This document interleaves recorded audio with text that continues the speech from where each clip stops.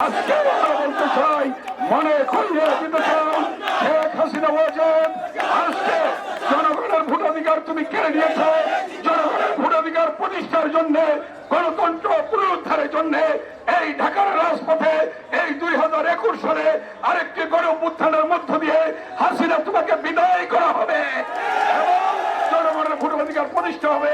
আমি সাবাস দিতে চাই, ধন্যবাদ জানাতে চাই কার্টুনিস্ট কিশোরকে, যে আজকে সে মামলা করেছে তার উপরে অত্যাচার নির্যাতনের বিরুদ্ধে।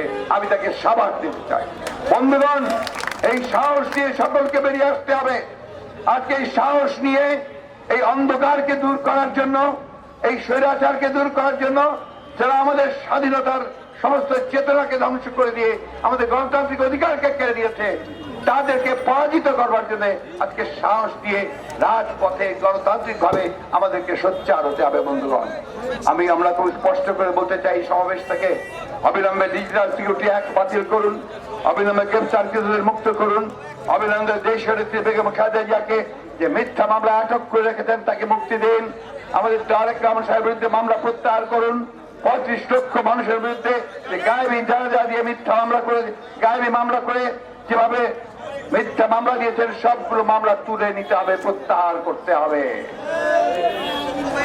আমাদের এই যে নির্বাচন কমিশন, যারা আজকে সমস্ত নির্বাচন কমিশন ব্যবস্থাকে ধ্বংস করে দিয়েছে, তাকে অবিলম্বে পদত্যাগ করে নতুন নির্বাচন কমিশন গঠন করতে হবে।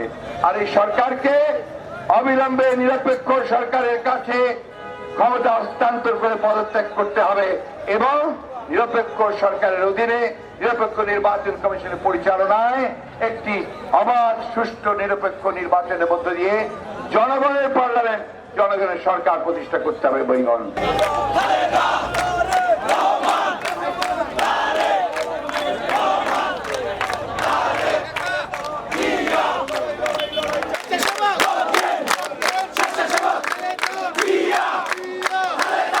বন্ধুরা,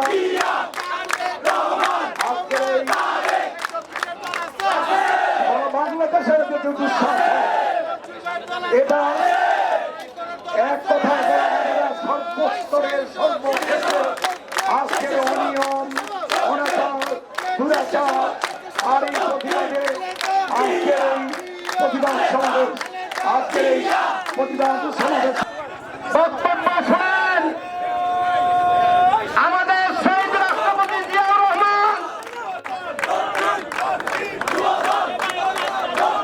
আমাদের শহীদ রাষ্ট্রপতি জিয়াউর রহমানকে বাংলাদেশের স্বাধীনতার ঘোষক শহীদ রাষ্ট্রপতি জিয়াউর রহমানকে নিয়ে যারা কটূক্তি করে, তারা এই দেশের নাগরিক হতে পারে না।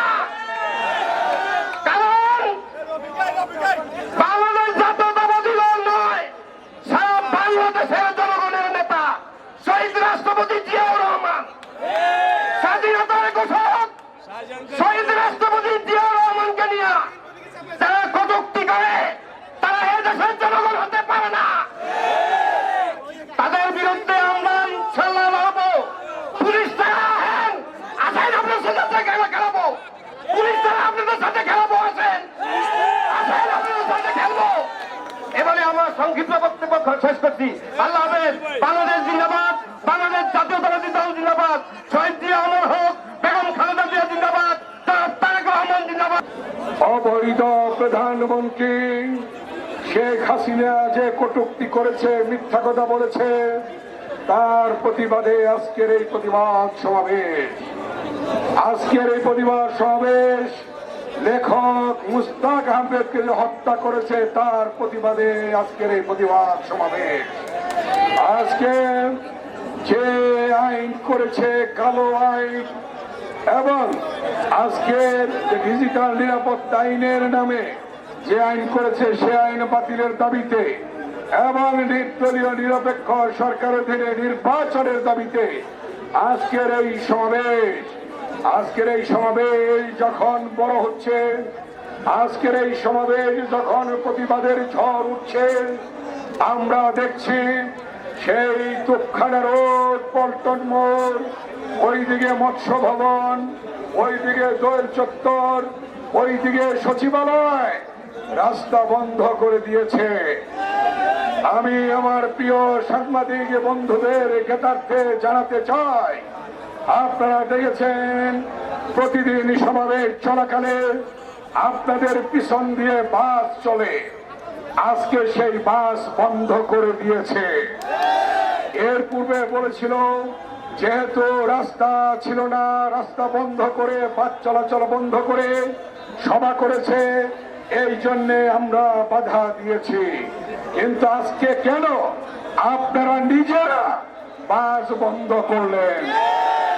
এই জন্য বন্ধ করেছেন কারণ বাসে উঠে নেতা কর্মীরা এসে এখানে নামবে, এই জন্য বাস বন্ধ করেছে। আপনারা খুলনার সমাবেশে 17টি রোড বন্ধ করেছেন, রাজশাহী সমাবেশে 21টি রোড বন্ধ করেছেন, বরিশালে লঞ্চ বাস রোড সব বন্ধ করে দিয়েছিলেন। কি জন্যে? শেখ হাসিনা জনগণকে ভয় পায়। কি জন্যে? শেখ হাসিনার পায়ের নিচে মাটি নেই। কি জন্যে? শেখ হাসিনা জনগণের ভোটে নির্বাচিত সরকার নয়। কি জন্যে? শেখ হাসিনা আগের রাতে ভোট ডাকাতি করে ভোট চুরি করে প্রধানমন্ত্রী হয়েছে। কি জন্য? এই সরকার অবৈধ, এই সরকার ভোট ডাকাতি সরকার, এই সরকার মিডনাইটের সরকার, এই সরকার ভয় পায় বলি যুবদল নেতা গত কর্মসূচিতে রফিকুল আলম মজনুকে গ্রেফতার করেছে। আমাদের হাবিবুল ইসলাম হাবিব সাতক্ষীরার এমপি তাকে গ্রেফতার করেছে। আজকে শরীফকে গ্রেফতার করেছে, জুয়েলকে গ্রেফতার করেছে, ঢাকা বিশ্ববিদ্যালয়ের আহ্বায়ক নসিবকে গ্রেফতার করেছে এবং ইসাক সরকার এখনো জেলে রয়েছে। এমনি ভাবে আজকে নির্যাতনের পথ বেছে নিয়েছে, গ্রেফতারের পথে বেছে নিয়েছে শেখ হাসিনা।